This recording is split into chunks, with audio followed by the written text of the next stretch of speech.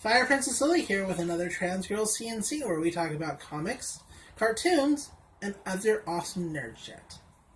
Well, last week I did say we would be talking about My Hero Academia, and surprisingly, we are sticking to schedule and doing just that, instead of me bouncing to a completely different topic like I normally might. I really like this show. I think that lots of people would really enjoy the show, even if they don't particularly like the genre, or maybe not even like anime to begin with. It's got such interesting and unique characters that I think it just transcends a little bit of what people might expect out of it. So I think it's fun. This will be fun to talk about. If you're not already watching it, then this will be good for you. If you already are watching it, maybe I can provide a little bit of different insight. If you don't watch anime at all, I do believe this is a pretty good starter anime for those of you who might be looking to get into it. Whatever the case, sometimes it might just be good to compare notes about the things we mutually enjoy, and I'm glad you're here for this. So let's get into it. My Hero Academia first got its start as a manga, as most animes do. It started in Shonen Jump Weekly in 2014. Now, I know that some of you who watch anime and understand what that means, you kind of already checked out because shonen anime just isn't for you, and that's fair. It has a certain set of rules, and it follows a certain set of tropes, and there's a formula, and it's kind of a constant in that particular genre. However, I do feel that this particular show does follow some of those rules while breaking many other rules in the genre. Sorry, that was a total brain fart on my part. But, so, if you're kind of checking out from just hearing it's a shonen anime, give me a little more time, and maybe I can change your mind. So, Shonen Jump, 2014, July. It is written by Kohai Kohai Horikoshi. Goodness me. And it looks like the original illustrations were done by Hirofumi Neda. I'm probably mispronouncing that terribly. I am so sorry.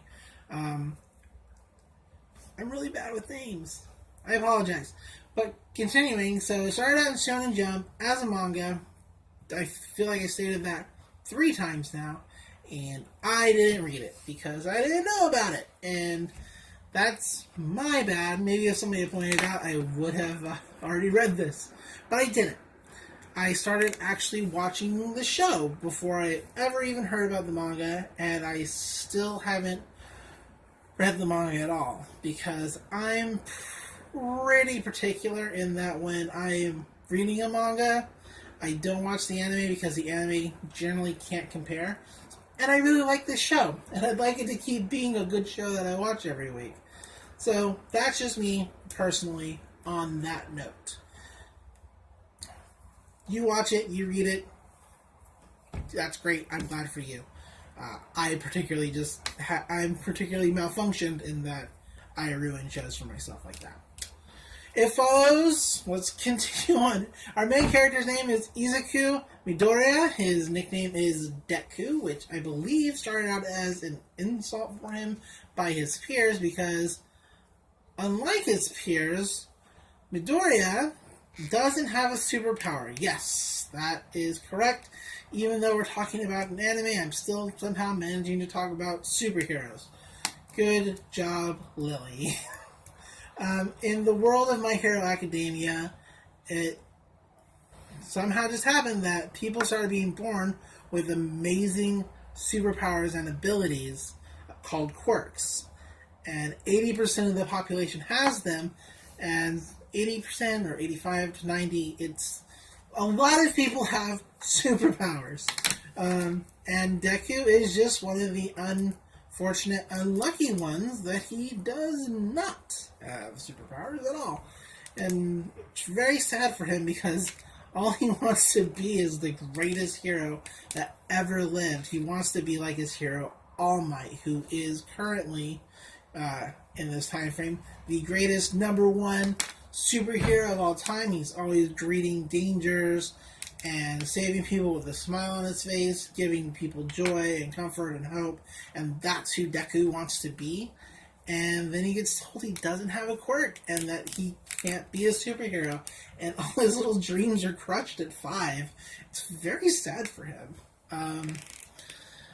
Then one day, when he's walking home from school, he gets attacked by an evil person with an interesting, goo quirk. I don't know what the quirk was. It always tells you what people's quirks are when you're watching the show, and I guess I didn't pay good enough attention.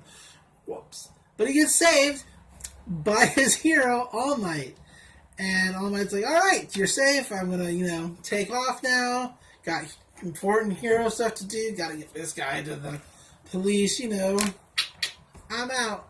And so he bounds away. He jumps away because he's apparently super strong, and it's classic over buildings in a single bound kind of thing. And Deku hangs on for dear life because he needs to talk to All Might because he still wants to be a hero despite not having any abilities. He wants to be a hero so bad. And All Might tells him, sorry, kid. You don't have any powers. This is super dangerous work. You can't be a hero. And his dreams are crushed for a second time. It's pretty emotional. For him. And kind of for me. I don't know. I'm kind of a big crybaby anyway. So he's crushed by his own hero tells him that he can't be a superhero because he doesn't have any powers. So he's hurt his whole life. And then it turns out that his hero is actually quite wounded and losing his abilities. He can't be his big buff form for too long. It tires out his body. Spoilers, by the way. Whoops. This is all within the first episode, so I think if you're going to get into something by the first episode, or if you're going to get into something, you kind of want to know how something's going to kind of go. So this is just, first episode stuff. Sorry. Anyway, continuing on. So, told he can't be a hero. Said that a million times. And so he tries to go about his day. He's gonna, give up on his dream because if All Might says he can't even do it, even though All Might tells everybody that they can do kind of anything, then it must be true. He must not be able to be a hero. So he's walking along, as you do, finds a classmate in trouble by the same villain that had attacked him because it got loose somehow. It was a year ago. I'm sorry. So, and instead of doing the smart thing and staying out of it, and he's even saying, I don't have any powers, there are plenty of heroes around, I should stay out of it. This is not my bag anymore. I'm going to be just a normal guy. He rushes in to help his friend. All Might sees this and reveals to him, after the altercation, very secretly, that he, All Might, can pass on his powers to Deku, and that Deku can be a hero. And it's such a great moment. I'm not doing it any kind of justice in my explanation, but that's kind of where we're getting into. It's not the trope of the main character has a secret hidden power that gets stronger, blah, blah, blah, blah, blah. It's more the trope of the main character is a weakling who gets stronger and becomes great. And I don't know, I appreciate that trope just a little more than the average. The power was in you all along. That's me personally. There are other tropes that it subverts and that it ignores and it does its own thing. And the quirks are great, by the way. The quirks are all great and random. There's a character who shoots, tape out of his arm and uses it to, get around, sort of like Spider-Man, but it's out of his elbow. It's the best thing. My particular favorite character is Suyu Sui. Her quirk, as it's called, is called Frog, and she's literally a frog girl. Like, she doesn't have green skin or anything, but she hops like a frog. She's got a super long tongue. She can whip out at people. I mean, it's the dorkiest thing, but I really love it. And she's always saying "giro giro," which, as you know, is kind of like the default anime sound that frogs make. I don't know why. That's just what it is. Moving with my hands. There's a lot of great and interesting quirks. They're kind of all over the place. There's a character who has a laser in his stomach. I don't particularly actually like that character, but it's worth mentioning. So I do think you should check this out, if nothing else for the interesting quirks. But I think that the characters are all kind of really great. Every character is motivated by their own goals.